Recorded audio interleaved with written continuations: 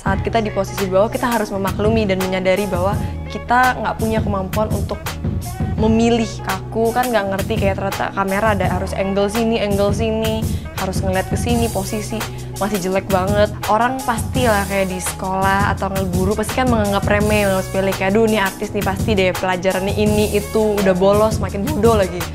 Day by day ini adalah postingan apa yang terjadi dengan Bilo apa adanya, dan kejutanmu tuh suka gak disangka-sangka. Kalau bukan karena mama yang dukung, sama mama tuh dulu jadi nggak bisa naik motor, sampai belajar naik motor, sampai kecelakaan. Demi nganterin aku. Ya aku kayak ngerasa, wow, dia bener-bener nggak ngerti kesannya. Aku di posisi itu belum tentu aku akan kuat. Seperti artis-artis kadang-kadang terkenal terus akhirnya melenceng ke sana kemari, ini ada jangkar yang kuat yang cukup nahan kan. Aku berawal dari hidup yang sangat susah. Maksudnya aku dari nol banget lah. Kita ngontrak di kontrakan yang emang rumah kayu, yang bawahnya itu bolong-bolong dan ada air-air gitu lah. Terus banyak curut-curut suka lewat. Maksudnya kamu bisa belajar, kamu bisa syuting, kamu bisa tidur pagi. Aku kalau udah tidur pagi, besoknya nggak bisa kerja. Nggak mau jawab, nanti dikira sombong.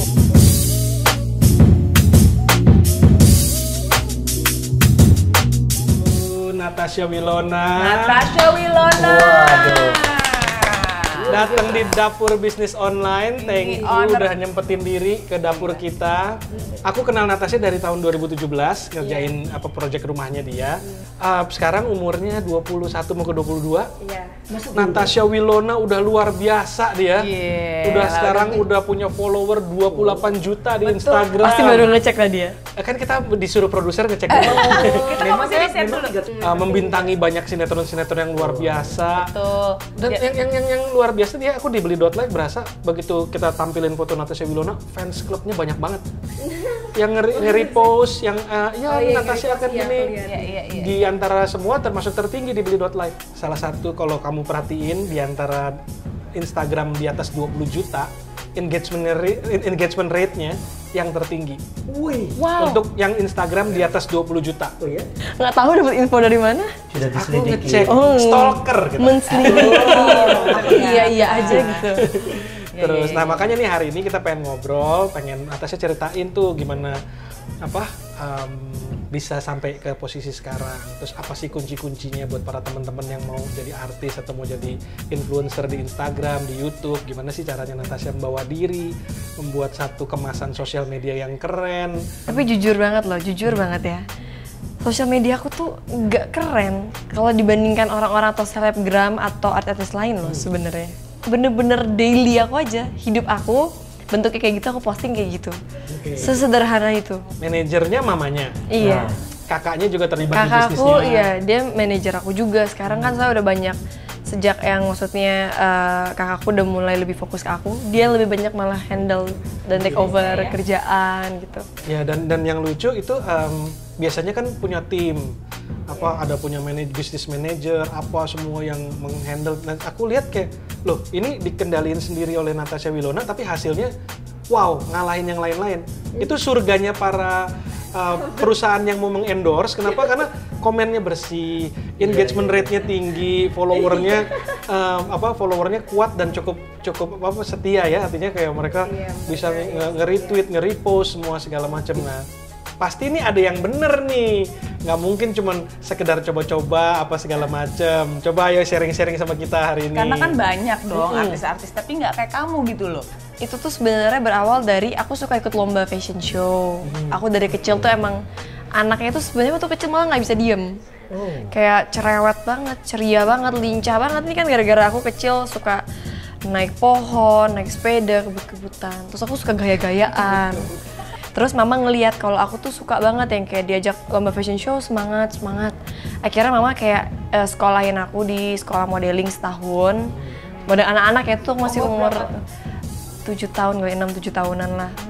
Terus dari situ tuh aku sering ikut lomba fashion show dan sering menang.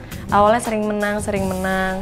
Terus sambil sekolah, sambil kadang-kadang ikut lomba-lomba di sekolah. Dan akhirnya di umur aku 8 tahun setengah itu, aku ikut lomba di Jakarta waktu aku lagi liburan di Jakarta. Terus ditawarin sama satu orang ini, dia itu juri yang kayaknya dia itu istrinya punya agensi iklan lah atau kayak gimana gitu. Udah ditawarin casting iklan. Jadi di umur 8 tahun setengah tuh aku casting iklan sampai aku umur 10 mau ke 11 tahun. Terus aku nyobain yang namanya FTV dulu zaman-zaman masih ada stasiun TPI tau gak sih? Iya.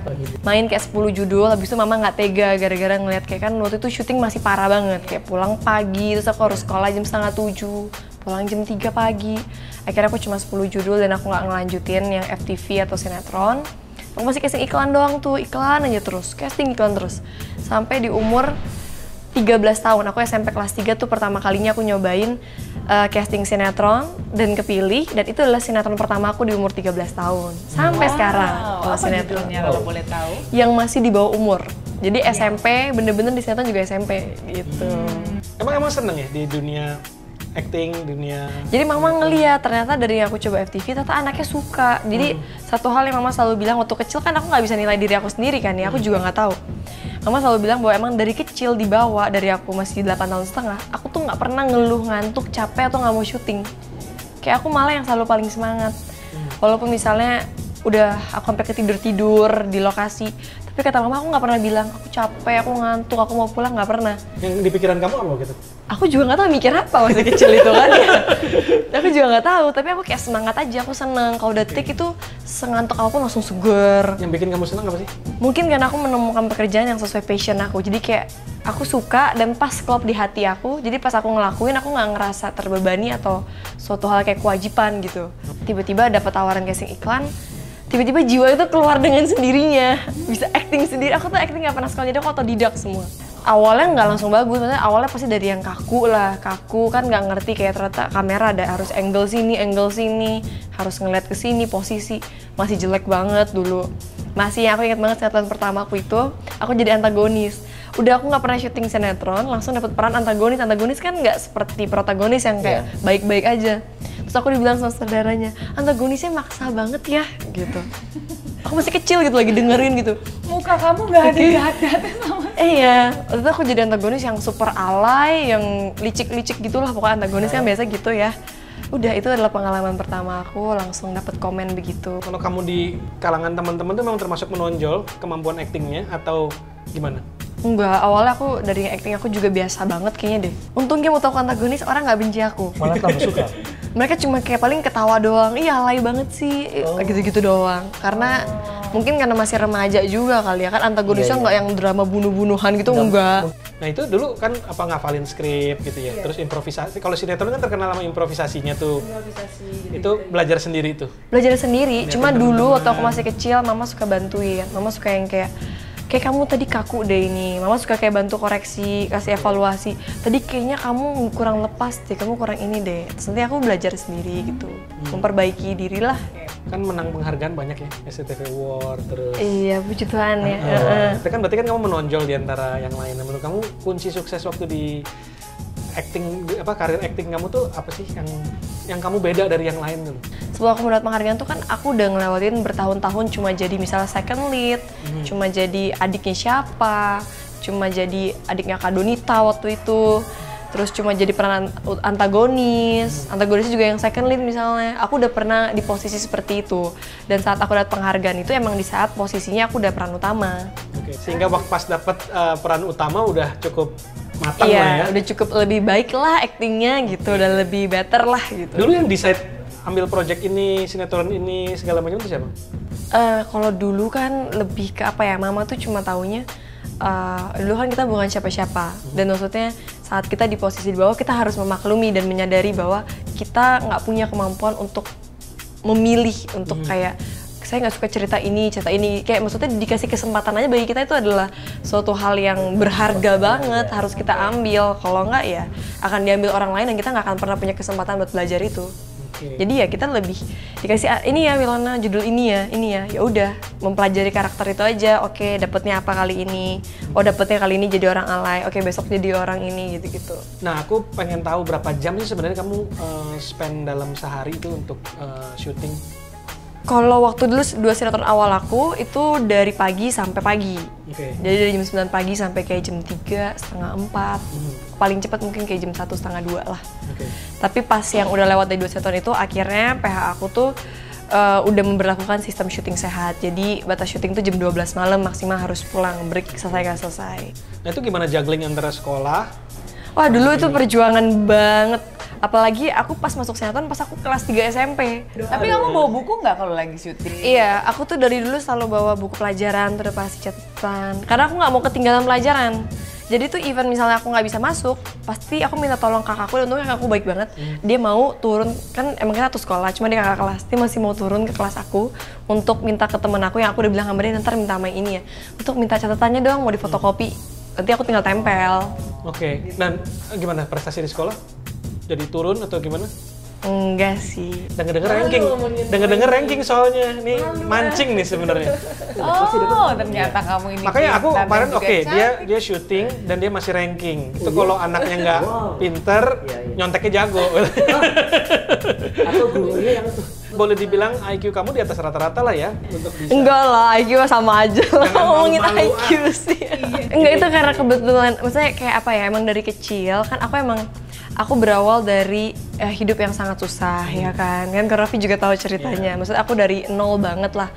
Bukan dari keluarga dengan sendok garpu emas juga bukan. Jadi bagi aku emang dulu diajarin sama orang tuaku bahwa nyari uang buat bayar sekolah itu kan susah. Jadi saat kamu bisa sekolah, pergunakanlah sebaik mungkin karena orang tua kamu nyarinya dengan susah, intinya gitu.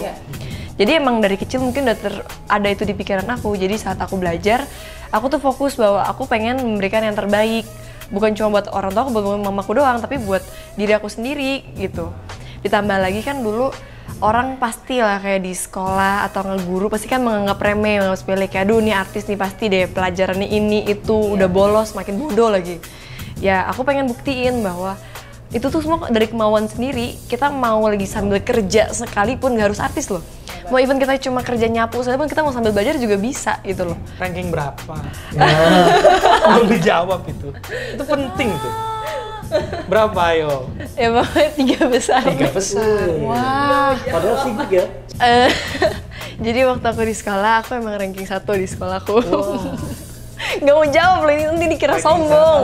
Jadi aku tuh di sekolah selalu 3 besar. Kalau misalnya dari zaman aku SD ya maksudnya. Jadi kayak kadang-kadang kalau nggak aku 2, 1. Ya ini menurut saya juga, menurut aku penting juga biar buat artis-artis juga yang lagi mulai karir apa segala macam, bahwa nggak necessarily punya karir acting, terus pelajarannya jadi nggak bagus gitu. Tapi kalau boleh Natasha juga buktinya share bisa. sih gimana kamu maksudnya ngebaginya bisa ranking 1 itu kan susah kamu belajarnya. Aku belajar di lokasi syuting, aku belajar ngerjain tugas lokasi syuting. Kalau orang yang syuting sama aku dari judul pertama, mereka tahu bahwa lebih banyak waktu aku tuh, jadi selesai aku nyampe lokasi nih, aku make up, aku take, ada jeda waktu, kalau nggak aku tidur aku belajar.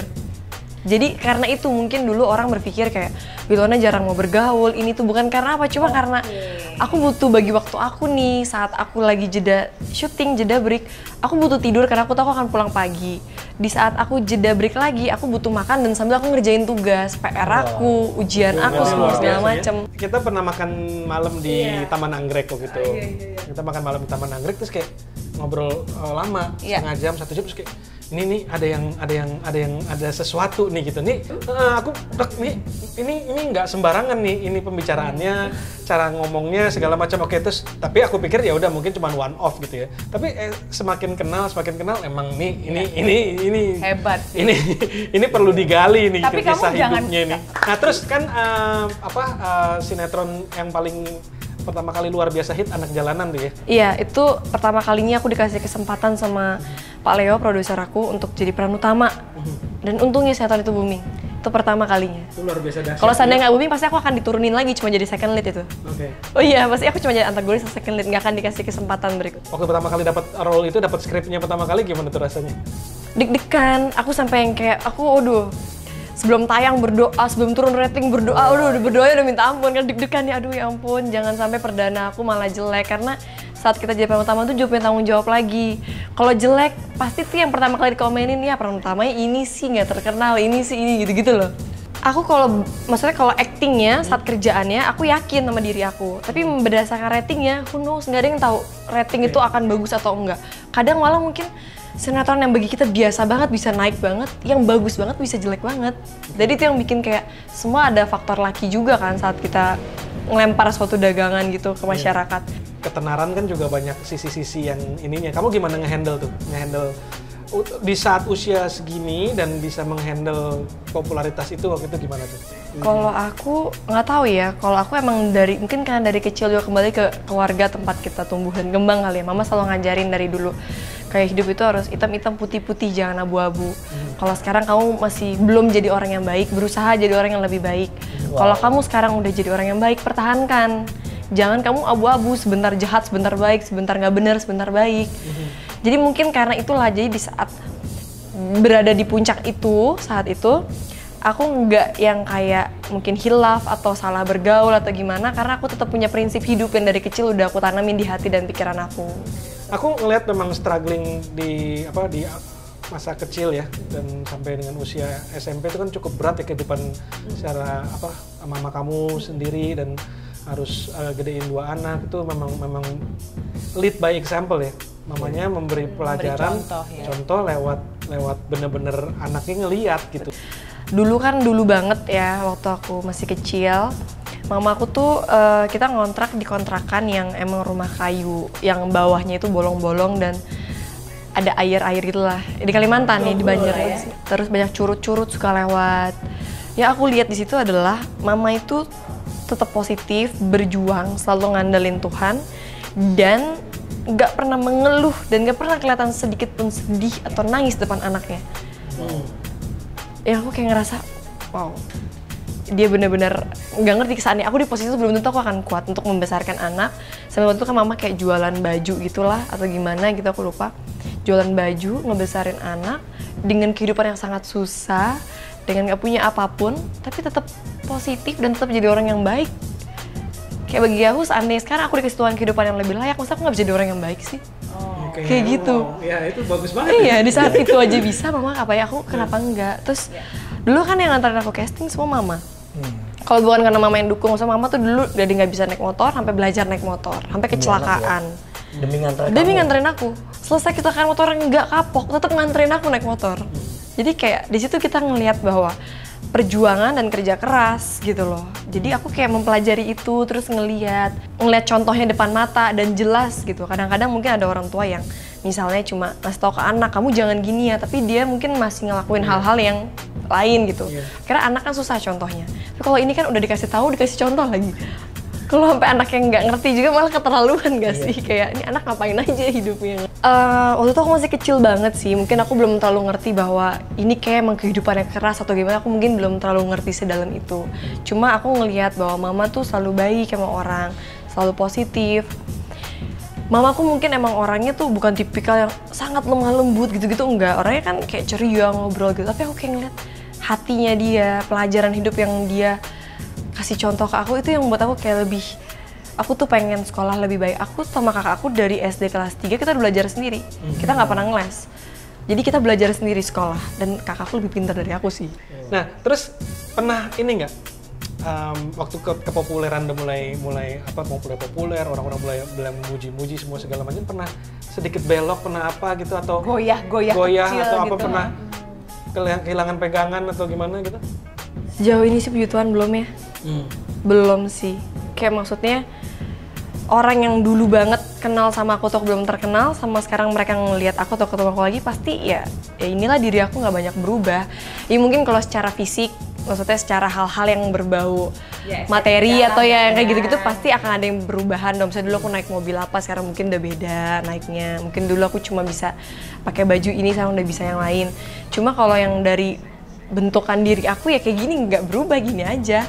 Aku tetap berteman sama teman-teman aku yang mungkin cuma SP atau nggak sih, kayak pemain tambahan. Bahkan dulu mungkin aku sempat dikira kayak temennya artis skuter semua yang kurang terkenal, karena aku bisa skuter. Temenan sama siapa aja gitu, aku nggak peduli. Skuter ya, kurang terkenal. Selebriti kurang terkenal. Oh, gitu. Iya, kayaknya nggak banyak berubah sih, kalau aku ngerasa nggak banyak berubah. Memang kalau aku lihat sih, dibesarkan dengan kondisi yang pengen Wilona dapet, dia berhasil nyerap ilmu hidup banyak, akhirnya dipakai dan akhirnya membuat karir dia jadi makin bagus, nggak makin sombong, mau kerja keras, mau appreciate apa semua hal yang dia dapat. Mungkin sekarang dapat skrip lagi, peran utama lagi, seneng lagi, bersyukur lagi, jalan lagi, kerjain lagi gitu kan. Mungkin udah ngeliat mamanya dari kecil. Tadi sempat ngobrol sama mama kamu kan, aduh tante hebat ya tante ya jadi manajernya. Bukan saya hebat Tuhan. Mama itu bener-bener dulu ibu rumah tangga biasa. Jadi kalau tiba-tiba bisa bawa ke entertain itu modal nekat dan kemauan. Iya.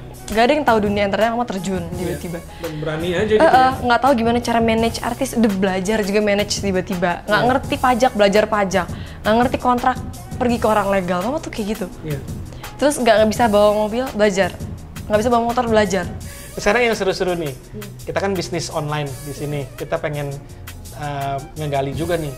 Kita lihat juga secara personal branding, secara kamu membawakan sosial media nih, ada hasilnya jelas kelihatan. Engagement rate-nya bagus, komennya juga oke, segala macam. Nah, aku dari dulu ya aku selalu inget tuh, aku nggak mau kayak upload sesuatu yang terlalu berbau sara. Kalau di sosial media aku ya, ini kan ngomongin cara aku nge-branding di sosmed ya, atau di TV atau di layar kaca. Terus aku ngerasa aku pengen tanggung jawab sama followers aku.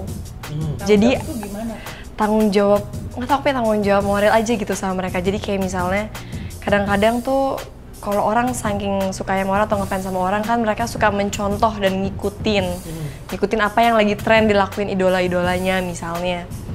Dan aku kayak ngerasa kalau seandainya mereka mencontoh sesuatu yang nggak baik gara-gara aku, tuh kayak jadi problem deh buat diri aku gitu loh. Terus emang sih orang bilang sosial media tuh hak kita mau apa-apa terserah kita, orang punya kita sendiri. Tapi tergantung, kalau kamu cuma orang biasa, maksudnya bukan public figure atau influencer, kamu emang nggak punya tanggung jawab itu adalah pribadi kamu sendiri buat kamu dan teman-teman dan circle kamu, inner circle. Tapi kalau kita udah masuk ke ranah sebagai public figure atau influencer, ini tanggung jawab kita loh. Misalnya 28 juta pengikut, 28 juta tuh akan ngikutin apa yang kamu lakuin, apa yang kamu kasih contoh, apa yang misalnya kamu foto pakai baju gini, mereka pengen juga, aku pengen deh baju kayak gini sama. Apa kabar kalau kita nunjukin sesuatu yang misalnya menurut aku kurang baik atau kurang bisa diterima di adat di sini ya, di budaya timur ini ya, akan lebih susah. Terus aku nggak emang dari dulu aku nggak suka yang kayak sensasi gitu sih. Maksudnya kayak aku berkarir emang dari nol. Saat aku syuting aku pengen memberikan yang terbaik. Kalau terkenal karena karya aku, kalau aku bisa banyak like-nya bukan karena foto yang penuh sensasi atau apapun, tapi mungkin karena emang orang pengen nge-like foto aku, sesimpel itu aja. Karena aku sadar, aku nge-branding image dan juga aku berusaha untuk memberikan influence buat mereka gitu. Ya mungkin yang gak gede-gede banget, cuma berharap supaya platform aku yang kecil ini masih bisa memberikan dampak positif gitu ke orang. Yang aku notice tadi ya waktu di Beli.live itu kan kamu banyak yang nge-repost, mungkin kalau Twitter banyak yang nge-retweet apa semua segala macam itu. Aku ngeliat di followernya Rosewood juga udah di-repost, banyak banget nih. Itu berarti kan die hard fans kita sebutnya kan, yang istilahnya benar-benar dukung kamu. Itu kan nggak semua artis bisa sampai bikin ada koneksi seperti itu dengan jujur kalau orang nanya itu gimana cara koneksinya, aku pun juga nggak tahu. Itu tuh berjalan semengalir itu aja. Karena bisa dibilang fans-fans tuh juga orang selalu beranggapan mungkin fans-fans tuh orang-orang kecil yang misalnya dianggap mungkin kurang berpendidikan, malah enggak juga loh.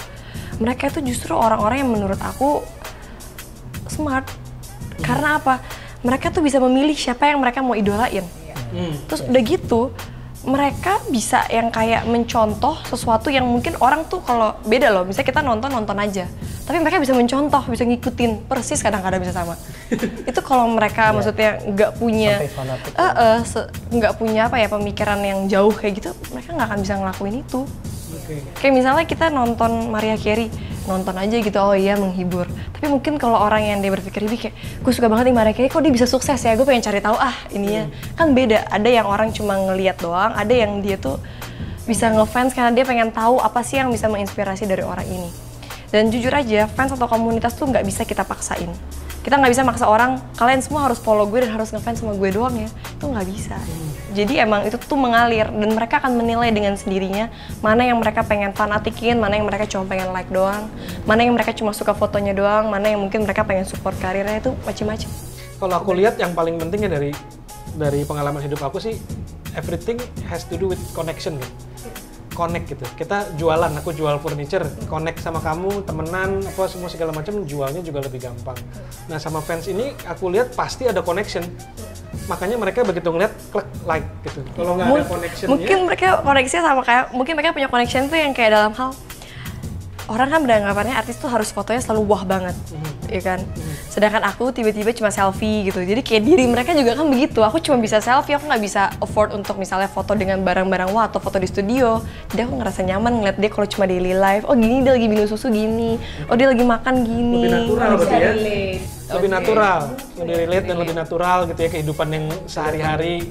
Ya, dia karena orangnya tadi tuh dari awal sudah bilang gak terlalu mau kelihatan hebatnya sampai kemana, kayanya sampai kemana, pokoknya jadi orang biasa aja ya, supaya bisa bergaul dengan semua kan. Iya benar. Jadi boleh dibilang keunikannya justru dari kenaturalan dan ke apa Kejujuran. adanya. Iya, aku sih kayak apa adanya aja. Kalau aku suka Karakternya suka, enggak gitu. Tipsnya deh buat teman-teman semua yang pengen jadi influencer atau artis atau selebriti, mungkin 1-2 kalimat yang bisa merangkum kunci sukses menurut Natasha Wilona. Kalau aku sih bagi aku ya, mungkin ini bukan cuma influencer atau artis kali ya. Karena kalau influencer kan aku nggak seaktif selebgram gitu kan. Mungkin kunci dari aku tuh untuk kita bisa meraih kesuksesan adalah satu, pertama kita harus tulus ngelakuin pekerjaan ke orang lain, ke teman-teman, ke sekitar, lakuin dengan tulus hati. Karena saat kita punya perasaan yang kurang baik, itu akan menghambat rezeki kita, pasti menghambat tumbuh sukses kita. Terus yang kedua menurut aku, kita harus jadi diri kita sendiri apa adanya. Kalau emang sekarang kita belum menjadi orang yang baik, it's okay, kita nggak boleh ngejudge orang kan. Yang penting kita mau berusaha lebih baik.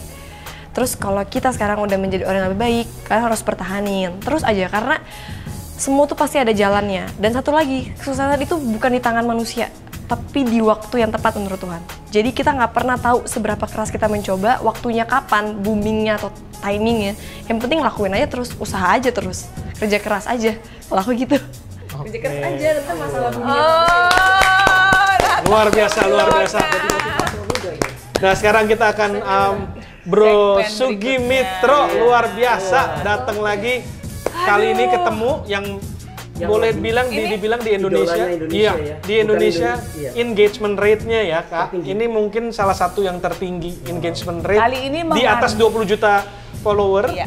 Yang engagementnya salah satu yang tertinggi adalah Natasha Wilona. Berarti apapun itu pasti ada yang benar, pasti ada yang bagus, dan juga pasti ada yang bisa ditingkatkan lagi. Iya. Giliran Bro Sugi Mitro. Aduh, Bilo, terima kasih. Saya merasa apa ya, bahagia sekali nih. Bagiannya gini ya, pertama kalau duduk di sebelahnya orang yang followers banyak mungkin biasa ya. Tapi ini yang kaget, saya tuh lebih menghargai orang yang punya karakter super. Dan aku nggak nyangka loh karakter kamu seperti itu. Emang kalau dilihat dari foto karakter aku Gini, gimana? sorry ya, saya kan masalahnya gini Bilo. Saya ini kan bukan pelihat sinetron ya. Jadi kan aku cuma dengar namamu pernah, tapi kan nggak pernah mengamati Ngikutin, detail iya. semua. Iya, jadi nggak pernah tahu gitu loh secara detail. Tapi hari ini kan lihat asli. Tapi ada satu yang nggak bisa disembunyikan. Orang ketika bicara itu ada yang nutupin, ada yang pura-pura, ada yang dari hati. Dan kamu salah satu orang yang bisa bicara dari hati. Ini nggak gampang.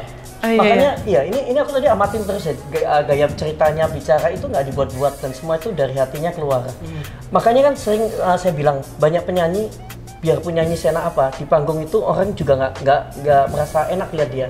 Karena apa? Apa yang dikeluarkan itu terasa bukan dari hatinya. Dia hanya suaranya yang enak, tapi itu bukan dari hatinya. Tapi kalau dia misalnya bisa nyanyi biasa aja, nggak usah enak-enak sekali, tapi itu kelihatan orang ini hatinya yang bicara, itu langsung partnya banyak. Willow ini punya itu semua, Willow ini punya semua. Oke. Makanya tadi saya dengerin saya langsung paham, ini nggak mungkin 28 juta, sebentar bisa jadi ranking one Indonesia, sangat mungkin. Gini ya, karena kamu masih muda, pertama. Iya. Terus aku suka dengan ceritanya tadi. Kenapa? Satu yang selalu dibilang, Pertama landasannya cinta Tuhan. Ini nggak gampang loh. Kamu dari tadi terus bilang Tuhan ya. Kamu takut Tuhan, cinta Tuhan. Itu yang mendasari kekuatannya seseorang untuk jadi idol sebenarnya. Karena kamu sudah memposisikan, kamu bukan idol yang di dunia jahat, tapi kamu di dunia yang membawa positif aura. Kedua, kamu terus angkat tadi kayak cerita ya. Betapa kamu nggak usah cerita jelas, tapi betapa kamu cinta sama keluargamu. Betapa kamu bangga sama mamanya, betapa kamu bangga sama kakakmu. Kamu sudah dibilang ranking aja, kamu terus bilang kakakku lebih hebat. Itu nggak gampang juga. Jadi tipikalnya begitu kamu cerita kayaknya kamu cerita biasa, tapi kamu tuh sudah menunjukkan bahwa karaktermu ini orang yang nggak sombong. Dan kamu selalu merasa ada orang yang lebih hebat dari Willow. Jadi apa yang kamu lakukan ini sebetulnya mungkin nggak kamu sadar. Tapi kamu yang post di Instagram, menurut saya pasti adalah keseharian kamu yang juga para yang lihat itu bisa melihat karakter aslimu. Karena kamu mengepus dengan hati, beda ya. Banyak artis yang merasa nggak ada waktu, dia mengepus Instagram itu minta asistennya. Jadinya itu bukan dia. Orang merasa dia nggak dekat sama artisnya. Kenapa? Dia merasa, oh bukan orang ini ya yang saya follow ya.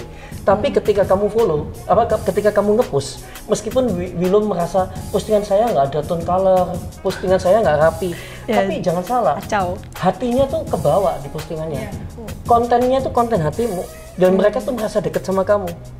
Nah kalau bagus tapi kontennya itu terlalu ditata, orang juga yang bikin siapa nih? Pasti si Mimin pasti, ya kan? Kan Mimin panggilan admin kan? Iya. Kok tahu aja Mimin? Ya tahu lah, kan namanya Nggak tua-tua amat juga ya. Oh iya. di dunia digital nggak tahu bahaya. Nggak, ini aku pelajarin ya. Jadi aku yakin banget kalau Willow ini ke depan ini sebetulnya akan semakin tinggi ya. Ini ada aku lihat yang menarik dari captionnya kan.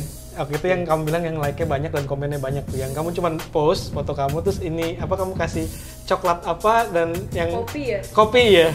Nah, itu dia interact dengan audience. Jadi bikin satu caption yang audience boleh nerusin kalimatnya. Ada lagi yang Willow cuman jatuh itu kayaknya postingan di TikTok ya, kamu pindah ke ini ya. Kamu cuma jatuh terus bleng sambil senyum gitu yang 3 juta views lebih itu. Iya. Ya TikTok. Jadi ya, aku tuh awalnya. emang main TikTok karena kan aku suka juga sebenarnya. Cuma emang TikTok aku itu nggak banyak yang ngedance yang kayak viral-viral yang lagi ngedance itu nggak banyak. Aku emang lebih suka buat yang unik, yang lucu-lucu, yang kayak misalnya kayak bosan gak sih orang ngeliatin aku ngedance terus harus cantik-cantik terus gitu. Jadi aku mau bikinnya aneh-aneh. Kayak aku jalan jatuh, terus aku jalan didorong temen aku. Gitu. Tapi menurut saya gini ya, Willow ini berhasil apa ya? Dia mempunyai personal branding yang kuat. Maksudnya karakternya itu nggak niru, original. Dan orang menikmati kamu melihat. Oh iya, aku emang nggak suka niru-niru. Nah kan kayak tadi nih, ada tren kan waktu TikTok booming kan banyak artis ikut goyang-goyang. Tapi kamu berusaha keluar, kamu tetap ada karaktermu sendiri yang lucunya itu. Ini karakternya tuh kenapa sih kalau menonjolkan sesuatu yang lucu, kocak, itu paling nggak orang sudah nangkep satu. Ini artis gak sombong. Dia bisa melucu, dia bisa membuat semua orang pingin tertawa. Jadi itu karakter yang kamu sampaikan meskipun kamu nggak sadar. Kalau lihat tadi ya dari story-nya ya, ternyata kita sudah lihat peran orang tua itu sangat kuat dalam membentuk branding seseorang anak ya. Dari kecil kamu tuh sebetulnya sudah dimasukin beberapa pelajaran personal branding yang kuat. Mama meskipun nggak bicara langsung tapi menunjukkan bagaimana berlaku untuk ke semua orang, bagaimana bersikap baik, bagaimana menyembunyikan segala sesuatu yang tadi kesulitan itu. Dan kamu tanpa sadar itu kamu sudah masuk ke personal brandingmu, kamu mengikuti seperti itu. Makanya Willow kan nggak gampang mengeluh, kamu juga biasa sudah tahan banting. Nah, akhirnya ketika kamu berhadapan dengan siapapun, satu yang tadi saya lihat, kenapa sampai followersmu begitu banyak? Karena kamu ini nggak membeda-bedakan teman. Kadang kan banyak artis yang nggak memikirkan orang lain. Dia merasa di atas, dia malah jadi sombong. Tapi kamu nggak mau, kamu tetap melihat saya dulu juga dari bawah. Saya juga mengerti perasaannya orang seperti apa. Kamu berusaha mendalami semua perasaannya tadi para followers dan para pengagum kamu. Makanya mereka semakin lama semakin suka sama kamu karena mereka juga sadar yang kamu lakukan meskipun kamu nggak cerita, mereka merasakan. Mungkin Willow nggak sadar ya, manusia itu punya sesuatu yang di dalam pikirannya dia nggak menyebutkan, tapi kamu berpikir apa ketika kamu nge-push itu sebenarnya ketransfer ke yang lihat. Itu beberapa orang kalau bisa memainkan itu waktu posting itu benar-benar masuk ke semua orang. Itu memang nyata. Jadi kamu nggak ada di sana, orang tuh ketika buka tuh kerasa deket sama kamu. Karena kamu mengeluarkan itu dari hati. Nah ini poin-poinnya harus jadi pembelajarannya untuk para influencer muda yang lain. Willow ini, makanya tadi saya bilang, ini kalau audiensnya atau followersnya naik terus nggak heran. Karena bener-bener apa ya, hatinya semua yang kamu posting itu membuat semua orang semakin hari semakin jatuh cinta dan menunggu. Apalagi karena kalau kamu terlalu settingan, orang malas lihat. Tapi ini kan day by day, ini adalah postingan apa yang terjadi dengan Willow apa adanya. Dan kejutanmu itu suka gak disangka-sangka. Jadi nggak kebaca tuh, dan kamu mau posting apa tuh karena nggak ada ritme yang ini, malah nggak kebaca, malah orang nunggu. Saking nggak ada ritmenya. Iya, karena kan orang udah tahu, ini pasti posting apa lagi nih, pasti ada sesuatu. Dan ketika orang melihat itu, namanya followers, dia kan merasa lihat duluan, dia akan nge-share ke teman-temannya. Willow hari ini nge-post ini, bahkan dia mungkin akan repost. Kalau aku lihat ya, buah-buah dari kasih mama kamu bukan ketenaran, bukan uang, bukan apa, tapi buah-buahnya adalah karakter. Buah-buahnya adalah Value. integritas, value yang Kejujuran. akhirnya ternyata malah membawa itu tadi, membawa kepopuleran, membawa apa hasil Dan juga- dari karya. Dan juga kayaknya kalau ngeliat Instagram kamu tuh, oh kayaknya nggak jauh banget dengan kehidupan. Misalnya, oh gue bisa nih jadi kayak dia gitu kan. Kalau artis lain kan, wah foto di mobil apa misalnya gitu, wah kayaknya gue jauh deh. Kalau jadi kamu tuh masih bisa gitu ya, foto selfie gitu kan, terus apa. Tadi ada satu yang sangat mengagumkan ya, dimana juara aja nggak mau diekspos. Pinter kayak apa nggak mau diekspos. Aku sih kalau jadi kamu, satu. Enggak. Iya, Ini gini ya, karena Dulu waktu itu aku pernah sekali kejadian cerita, ada teman sekolah aku datang ke ulang tahun aku undang. Terus dia ngepost, terus dia bilang, yang sering gak masuk dia, yang ranking dia, padahal gue yang sering ke sekolah tiap hari. Terus aku bilang, aduh gue gak enak loh kalau posting gitu. Karena aku bilang, aku takutnya ntar dikira ini lagi. Nggak apa-apa, orang IG gue, biarin aja kalau mereka ini mah. Iya sih. Jadi gitu ada teman aku cowok namanya si Alvin gitu dia. Dia ngepost kayak gitu. Ya tapi kenapa aku undang dan insist untuk datang di sini bukan karena kita mau nyari, ya kita pengen juga sih dapat follower, dapat subscriber, dapat orang nonton. Tapi yang aku paling pengen dapat adalah karakter Natasha Wilona. Iya, Bahwa share. ini menyampai ke sini, kenapa itu ada penjelasan yang lebih ilmiahnya gitu. Tapi tadi ada satu poin lagi yang karakter yang harus dipelajarin semua influencer muda ya.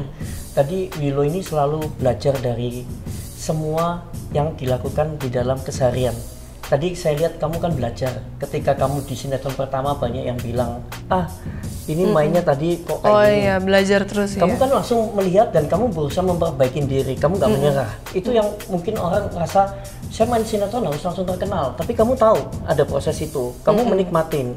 Karena achievement aku pertama bukan untuk terkenal, tapi Iya. untuk gimana caranya nih pekerjaan ini udah dikasih ke aku, di tengah mungkin ribuan Kamu orang pengen tanggung jawab. casting, aku harus Iya. bagus gitu. Kamu ada tanggung jawab dengan sesuatu yang diberikan tugas ke kamu, kamu harus menyelesaikan dengan perfect. Nah, Iya. itu yang bagus banget. Makanya saya nggak heran kalau kamu nanti semakin banyak orang yang akan endorse kamu, karena orang endorse itu paling susah tuh cari karakter.